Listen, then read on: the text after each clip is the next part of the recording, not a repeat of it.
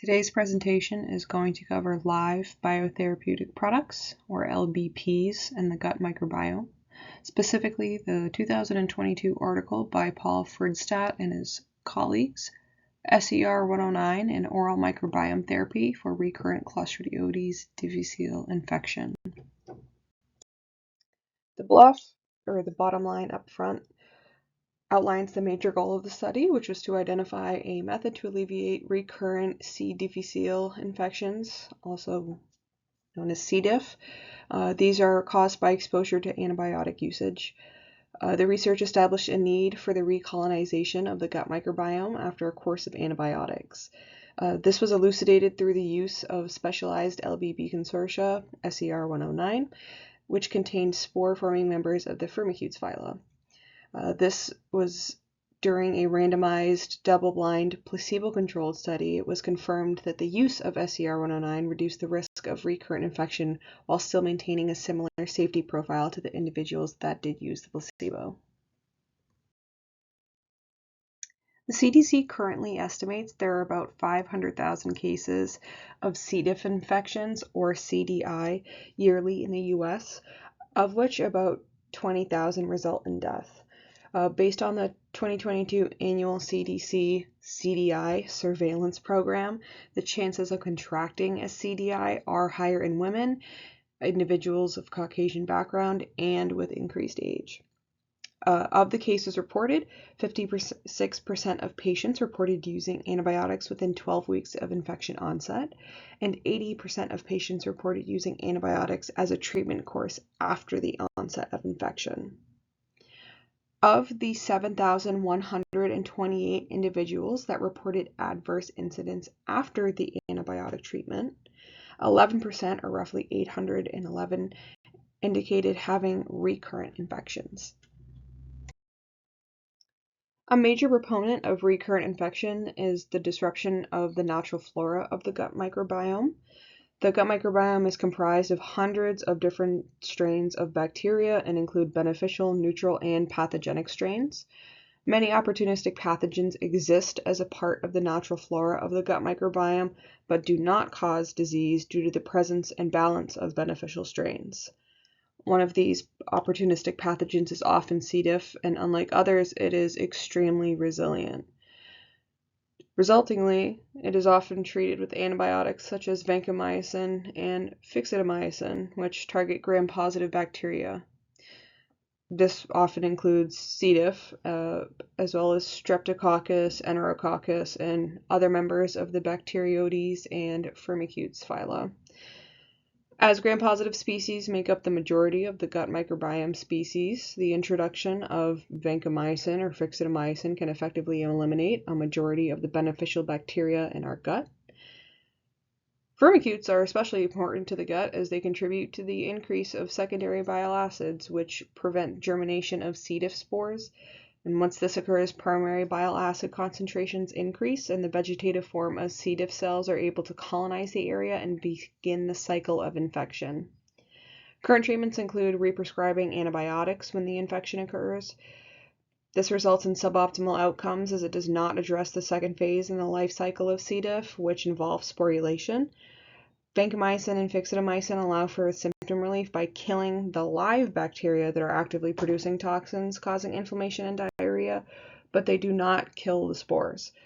This is what ultimately allows for the infection to persist in a recurrent cycle. As I just mentioned, the life cycle of C. diff begins with antibiotic usage and the subsequent disruption of the intestinal flora.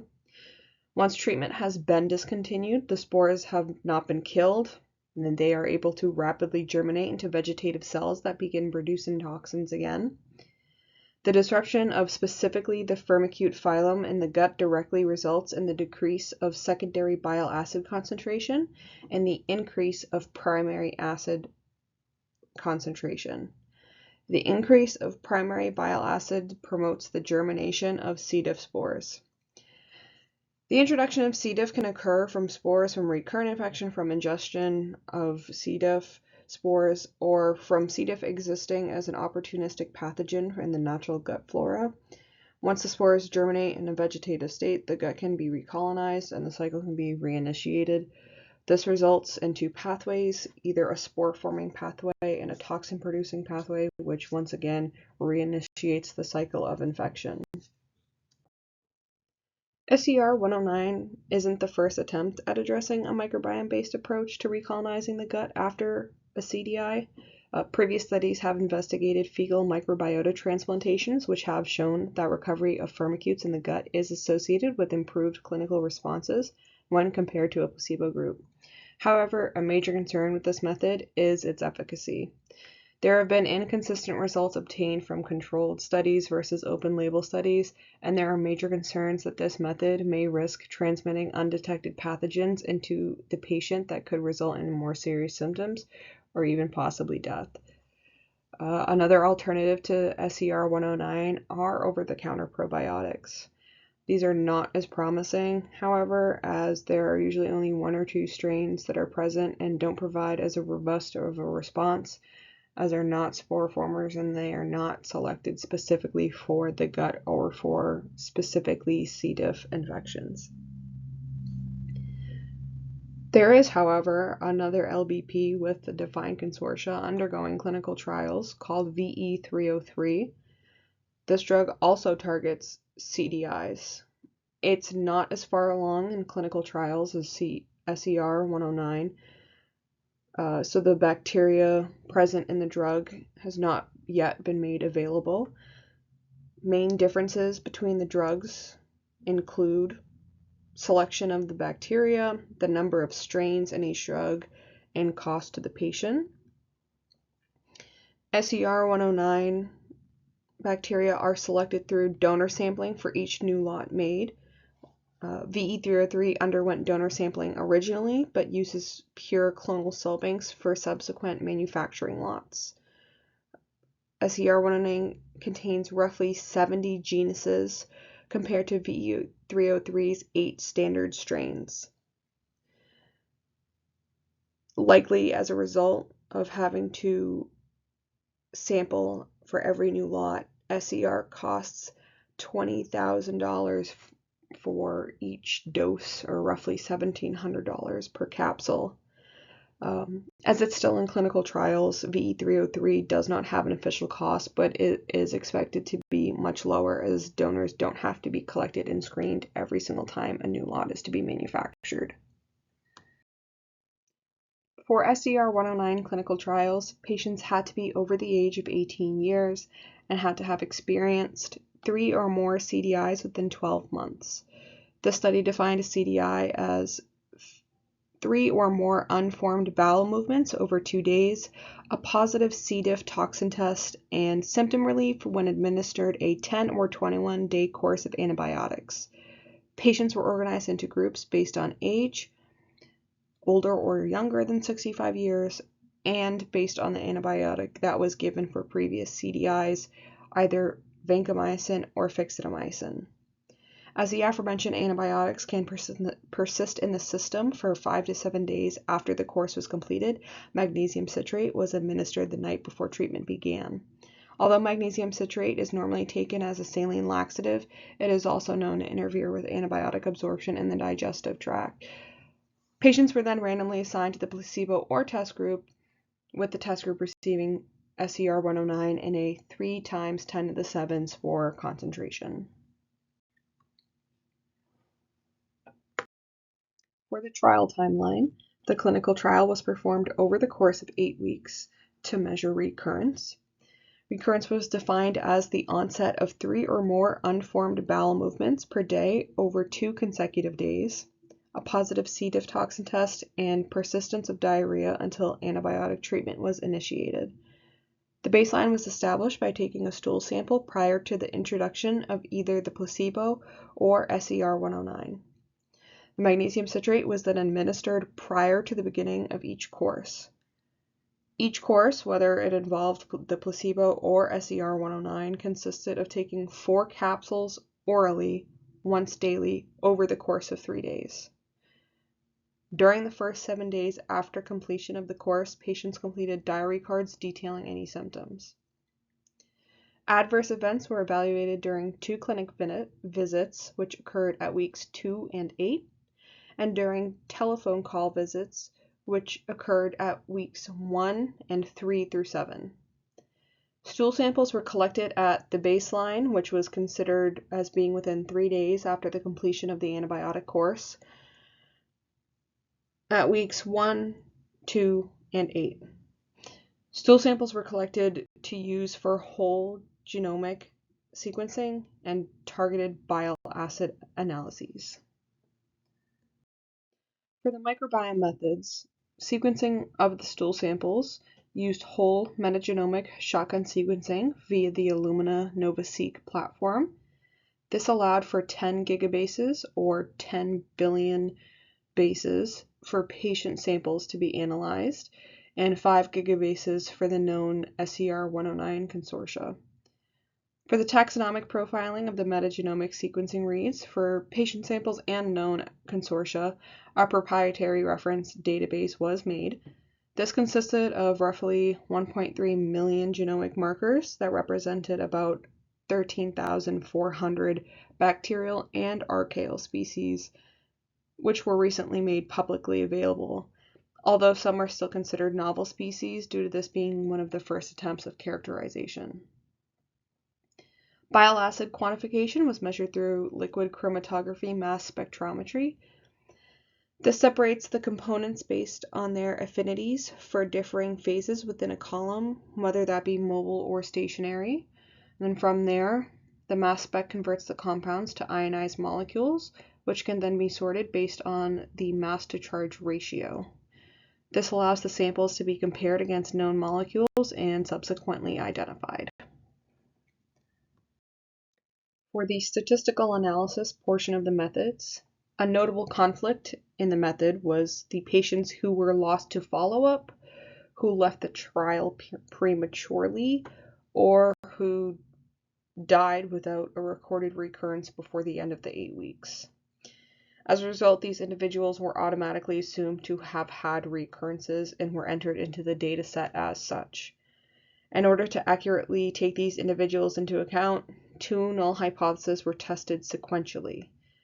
If the null hypothesis that the relative risk would be greater than or equal to 1 was rejected, then a null hypothesis that the relative risk would be greater than or equal to 0.833 was tested.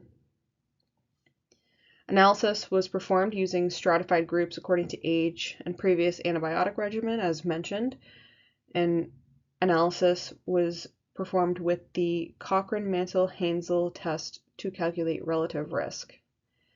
This test allows for the evaluation of data between 2 categorical variables while controlling the effects of a third variable. This is accomplished by stratifying the data between the first 2 variables with respect to the third, and proves to be beneficial as the third variable can distort the relationship between the other 2 variables.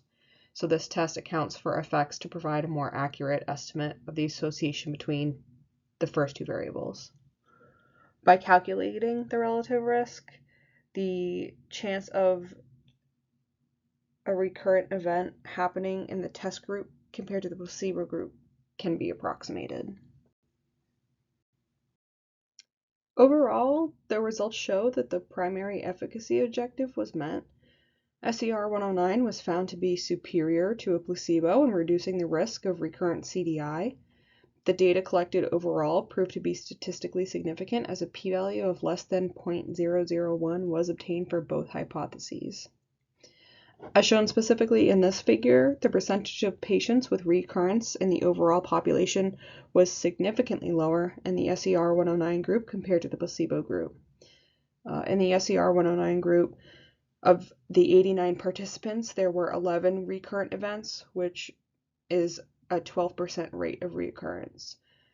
In comparison, the placebo group had 93 participants and 37 recurrent events, which averaged a 40% rate of recurrence. This is a 28% difference between the 2 groups and a relative risk of 0.32.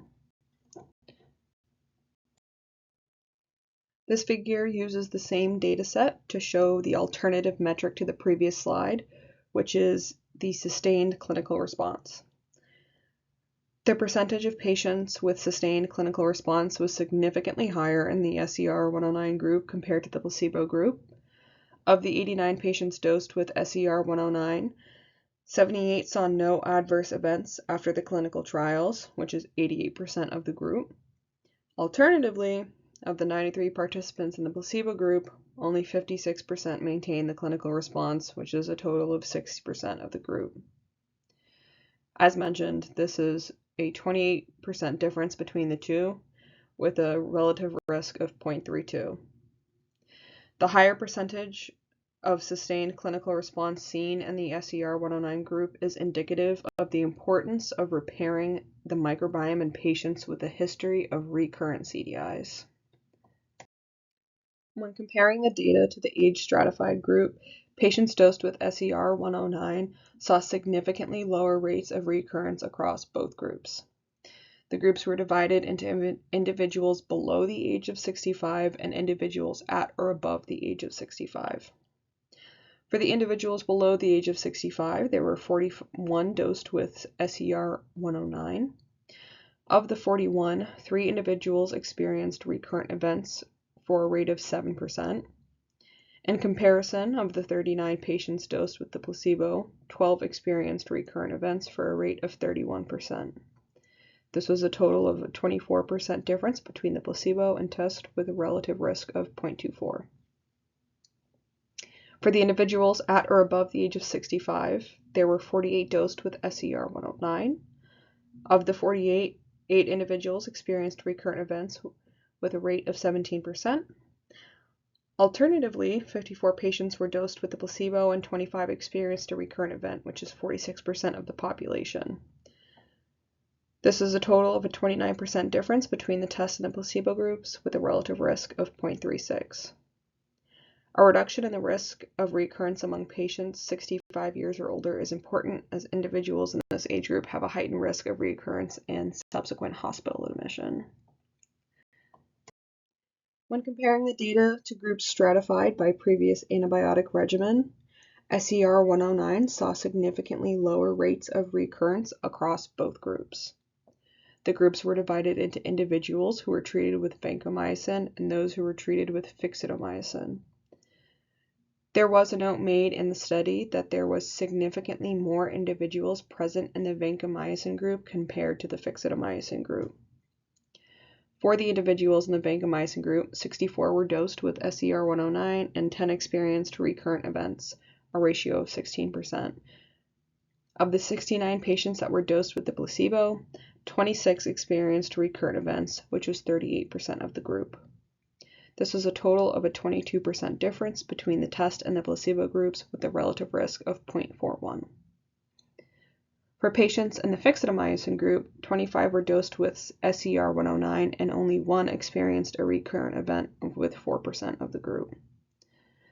Of the 24 patients that were dosed with the placebo, 11 experienced recurrent events, which was 46% of the group. This was by far the largest difference at 42% with the relative risk at 0.09. However, it was also the largest difference in testing groups as mentioned in the paper. In this study, engraftment was defined as the number of SER-109 species detected in samples post-treatment that were not detected in samples taken during the baseline. This was evaluated using the taxonomic and species profiles from the whole metagenomic sequencing, as well as the concentrations of bile acids through liquid chromatography mass spectrometry. The number of SER-109 dose species was significantly higher in the test group compared to the placebo group. These plots showed the median number of species, which is indicated by the central notch line. The shaded portions of the boxes are indicative of the interquartile range, and the I bars represent values that were considered extreme within the dataset, but not outliers. The single data points outside of the I bars indicate true outlier values obtained within the dataset. Patients belonging to the SER-109 group saw higher numbers of engrafted dose species throughout the entire trial period. Notably, the recovery of species was immediately observed, in week 1, which is important as most recurrent events occurred within 2 to 4 weeks after administration of either SER-109 or the placebo. Once established, the consortia was able to maintain colonization within the gut for an extended period. Patients belonging to the placebo group saw a gradual increase of the dose species over the course of 8 weeks after the discontinuation of antibiotic treatment. The recovery of the Firmicutes bacteria is a known phenomenon as the gut recovers from dysbiosis. These were measured as SER-109 species due to the SER-109 consortia being developed based on naturally occurring species within the gut, so this was expected. It is important to note that the placebo group would see recovery of these organisms even though they were not dosed with SER-109 for this reason. It was also expected to see a gradual increase of the species. However, the recovery rate is slow enough to be insufficient to prevent CDI recurrence among some patients. Engraftment of spore-forming firmicutes is a very necessary first step in production of microbe-associated metabolites, such as secondary bile acids, which are an important part of inhibition of C. diff spore germination and vegetative growth. This data table is also read the same as the previous one. Patients belonging to the SER-109 group saw higher concentrations of secondary bile acids throughout the entire trial period. Notably, the increase was immediately observed in week 1, which can be directly correlated to the colonization of the gut by firmicutes in SER-109. As previously mentioned, firmicutes are the primary producers of secondary bile acids, which are a major inhibitor of C. diff germination within the gut. Patients belonging to the placebo group saw a more substantial increase of the concentration of secondary bile acids in comparison to the gradual increase of the dose species measured. Although there was a sharper increase in concentration during the first week, there was a plateau for the rest of the observational period. While a similar plateau was observed in the SER-109 group, the consortia still saw a higher concentration overall. It was expected that the placebo would see an increased concentration of secondary bile acids as a direct result of the increased presence of firmicutes during the recolonization of the gut. This recolonization is important as most recurrent events occurred within 2 to 4 weeks after administration of either the consortia or the placebo. Once established, the consortia was able to maintain colonization within the gut for an extended period, which is crucial as firmicutes are a dominant component of a healthy gut microbiome. Throughout the study, there are quite a few strengths and limitations. Starting off with strengths, a large contributor to data validation was how CDI and recurrent CDIs were diagnosed. It required 3 or more unformed bowel movements over the course of 2 consecutive days, a positive C. diff toxin test, evaluation by a scientist, and resolution of symptoms while receiving a 10 to 21 days of standard antibiotic use course. This proved without a doubt that patients involved in clinical trials were experiencing CDIs and that the resolution experience when dosed with SER-109 was impacting the targeted microbiome area. Similarly, another major strength of the trial was the restrictive selection of the trial population. This trial was only open to those who were at risk of recurrent CDI, which included a recurrent acute infection and no prolonged antibiotic use.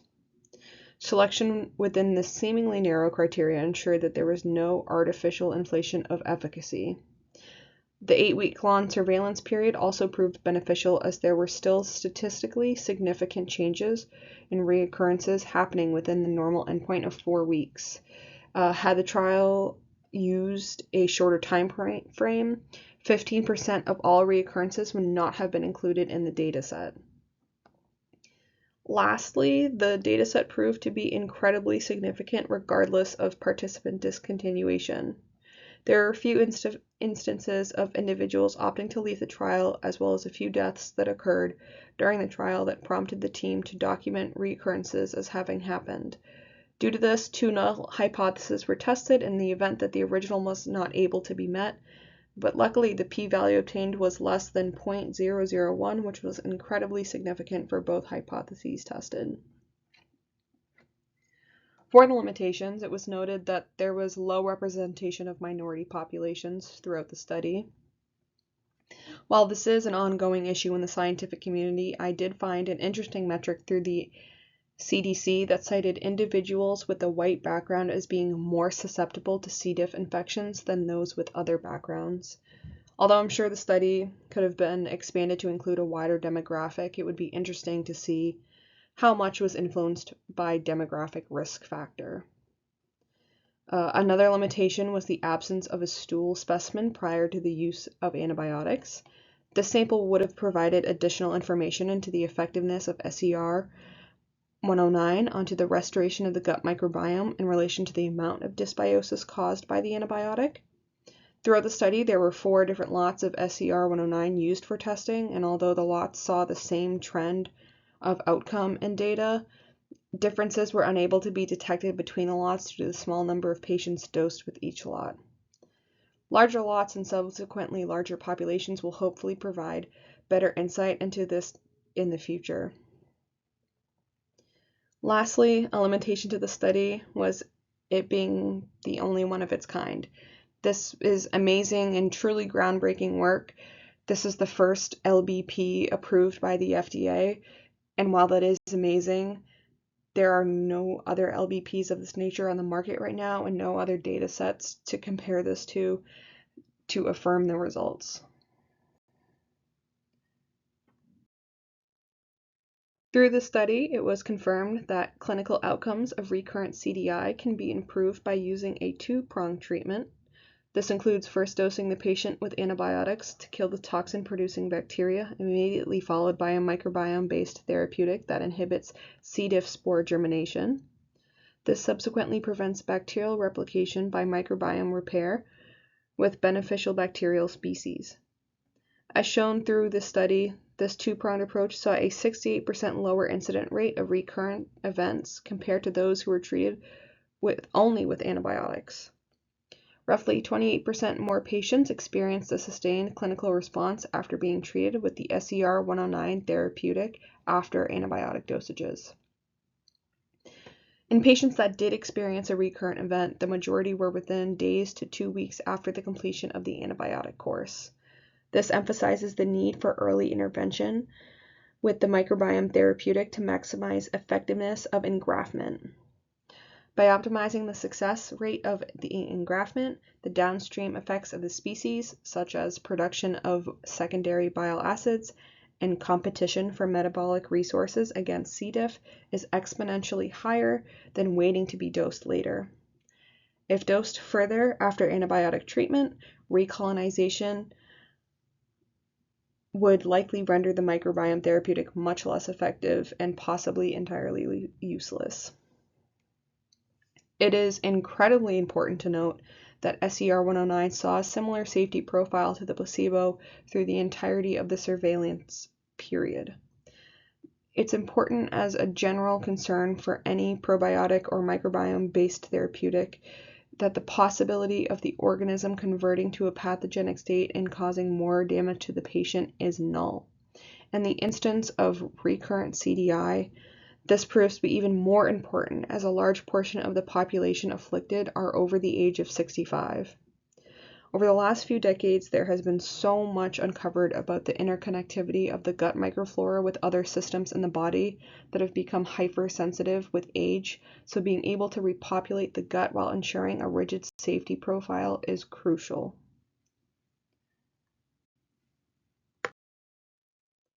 As I've mentioned, this drug is incredibly groundbreaking as it is the first microbiome therapeutic approved by the FDA for use. And as there wasn't any other data sets available to compare this drug against, I wanted to expand on what else is coming up in the world of in-progress clinical trials for LBPs because this field is expanding at an astronomical rate.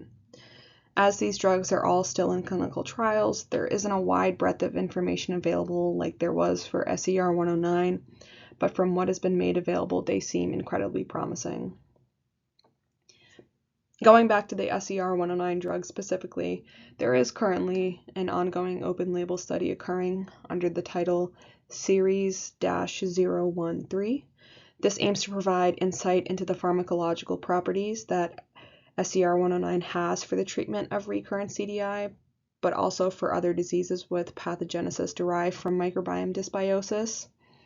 There is also additional functional pathways under investigation in relation to this drug. Microbiome therapies have the potential to impact multiple disease pathways due to the multifunctional ways in which the microbes in the gut interact with each other, as well as other intricate host systems. Seres has 2 additional drugs in various stages of development. SCR-147 is targeted towards chronic liver disease, as the gut microbiome disruption worsens CLD severity, causes loss of colonization, resistance, and impaired GI barrier function, which enables pathogen translocation across the GI tract. This drug is currently in preclinical trials. SCR-155 has 16 strains and addresses bloodstream infections derived from pathogen domination of the gut microbiome after GI dysfunction in patients undergoing allogenic hematopoietic stem cell transplantation. Vedanta is also developing quite a few LBPs, and as mentioned previously, there are in phase 3 with VE303, which is their version of a microbiome therapeutic for recurrent CDI. They are also in late phase 2 with VE202, which is a 16-strain consortia aimed at addressing gut dysbiosis and IBD. This drug uses the pleiotropic mechanisms of action of the consortia to address the microbiome as the disease driver of IBD, which includes restoring gut barrier integrity, inducing restoration of a tolerogenic environment, and reducing colonization by pro-inflammatory species. Their newest drug is VE707 and is just beginning to enter phase 1 clinical trials. This drug aims to prevent gram-negative antimicrobial resistant infections associated with critical care, such as patients suffering from recurrent UTIs, solid organ transplants, hematopoietic stem cell transplants, blood cancers, and those in ICUs, among others. Lastly is Concerto, who is taking a slightly different approach from the gut microbiome. ENS-02 is in phase 1 clinical trials for treating adults with mild to severe atopic dermatitis. This drug uses commensal clonal non-pathogenic bacteria to neutralize S. aureus, which causes 70 to 83% of all AD cases. Currently in preclinical trials, the ENS-3 drug aims to prevent recurrent yeast infections by stopping the naturally occurring Candida albicans from producing virulent and toxic hyphae. And lastly, their other drug in preclinical trials, CB2, is a microbiome-based skincare product that aims to target the overgrowth of harmful yeasts and bacteria causing acne and other common skin afflictions. For the discussion board, I do have some questions. I wanted to look into how could an LBP like SCR-109 be more beneficial than over-the-counter probiotic, especially with how much it costs. Additionally, how would which LBP would you prefer if you were in this situation, SCR-109 or VE303? Why may there have been such a large difference in the results in recurrence according to the previous antibiotics, vancomycin or fixadomycin? Would there be any other method of sequencing that would have been useful for this study?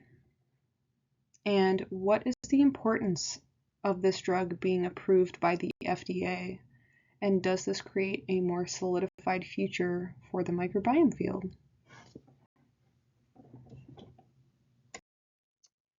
Thank you so much for your time. I hope that you got as much out of this as I did and are excited for the upcoming future of what microbiome and LBPs have in store.